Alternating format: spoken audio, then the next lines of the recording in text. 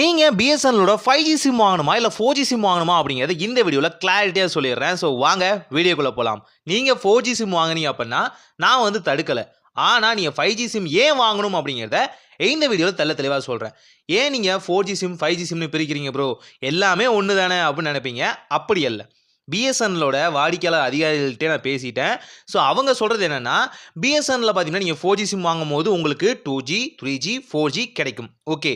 ஆனால் 4G plus சில நேரங்களில் வந்து விட்டு கிடைக்க வாய்ப்பு இருக்குது. 5G லான்ச் பண்ணாலும் இதில் வந்து அவைலபிலிட்டி இருக்காது அப்படின்னு சொல்லியிருக்காங்க. ஸோ அதனால் நீங்கள் தயவு செஞ்சு இனிமேல் புது சிம் வாங்க போகிறீங்க இல்லை போர்ட் பண்ண போகிறீங்க அப்படின்னா 5G சிம்லேருந்து கரெக்டாக வந்து நீங்கள் வந்து போர்ட் பண்ணுறதோ இல்லை நியூவாக பை பண்ணுறதோ வந்து ஸ்டார்ட் பண்ணுங்கள். ஏன் அப்படிங்கிறது நான் வந்து கரெக்டாக பார்த்தீங்கன்னா வீடியோ ஷூட் பண்ணும்போது தான் கண்டுபிடிச்சேன்.